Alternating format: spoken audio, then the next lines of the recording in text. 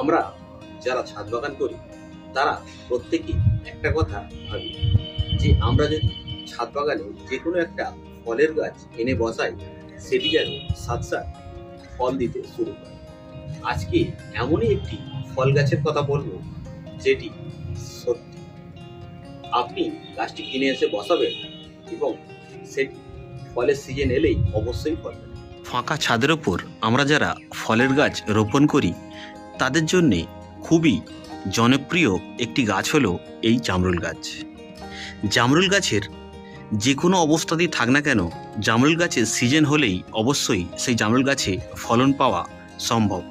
তবে কিছু ক্ষেত্রে যদি আমরা ভালো পরিমাণ সেই গাছটির প্রতি যত্ন এবং পরিচর্যা করি, সেই গাছ থেকে আমরা প্রচুর পরিমাণে ফলন পেতে পারি।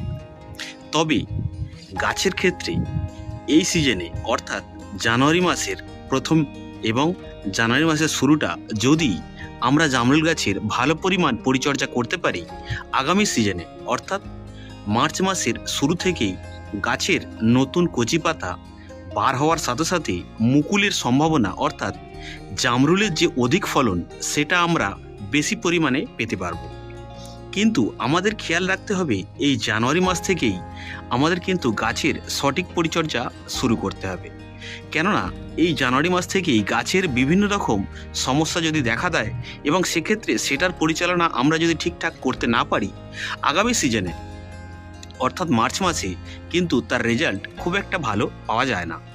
ফলন তো অবশ্যই হবে, কিন্তু থোকায় থোকায় ফলন পেতে চাইলে আমাদের এই জানুয়ারি মাস থেকে কিন্তু এই গাছের প্রতি যত্ন এবং পরিচর্যা শুরু করতে হবে।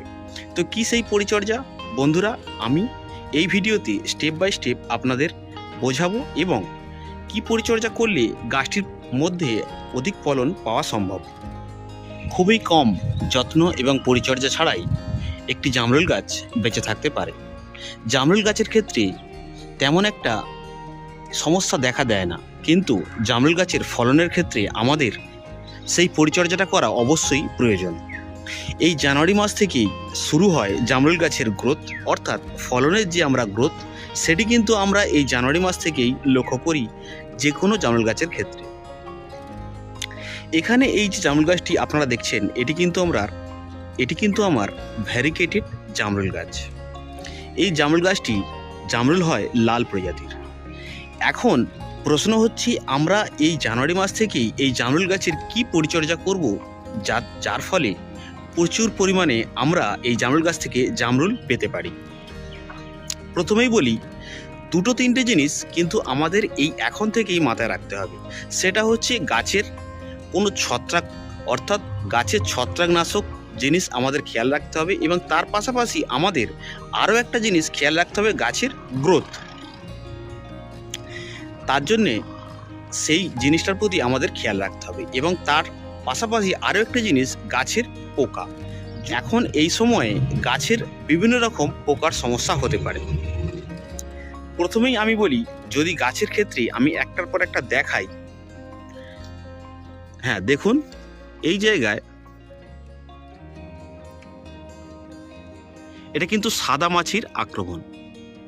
সাদা মাছির ক্ষেত্রে অবশ্যই আমাদের কিন্তু এই জামরুল গাছে যদি সাদা মাছির আক্রমণ হয় সেটি কিন্তু খুবই ভাইরাল একটা জিনিস। সাদা মাছি হঠাৎই গাছ থেকে যেতে চায় না।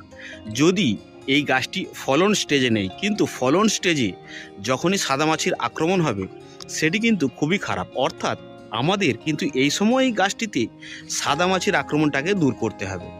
কেননা এক্ষেত্রে আমাদের অবশ্যই ইনসেকটিসাইড প্রয়োগ করতে হবে।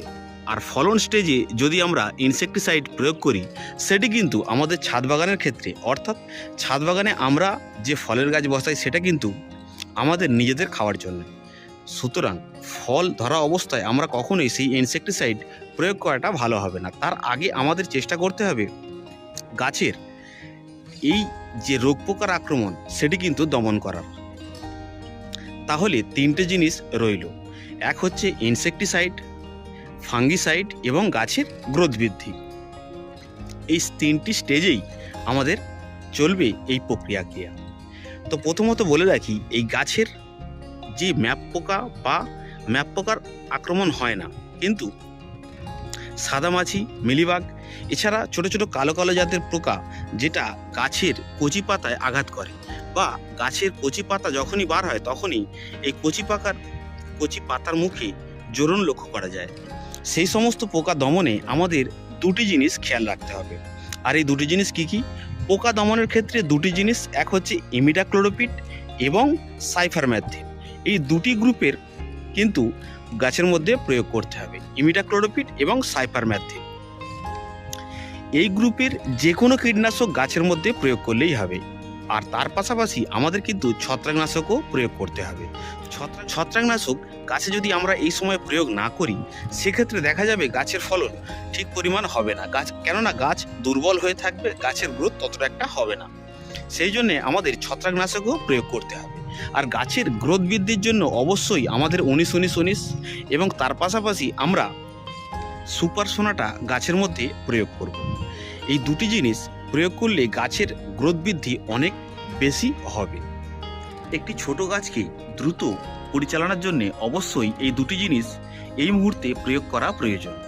এক হচ্ছে NPK 19-19-19 এবং সুপার সোনাটা দিলে কি হবে, গাছের সমস্ত রকম পরিচালনার ক্ষেত্রে খুবই ভালো। এটি গাছকে যেমনই দ্রুত পরিমাণে বড় করে তুলবে, তেমনি তার পাশাপাশি রোগ প্রতিরোধ ক্ষমতাও বাড়িয়ে তুলবে। তবে বন্ধুরা, যদি কেউ এই জানুয়ারি মাসেই নতুন জামরুল গাছ লাগায়, সেক্ষেত্রে কিন্তু সমস্যার সম্মুখীন হতে হয়। কেননা এই জামরুল গাছ যদি এই জানুয়ারি মাসে বসানো হয়, সেক্ষেত্রে অনেক চান্স থাকে গাছটি মারা যাওয়ার। তার জন্য অলরেডি আমার এই চ্যানেলে ভিডিও রয়েছে, সেই ভিডিওগুলো অবশ্যই আপনি একবার দেখে নেবেন।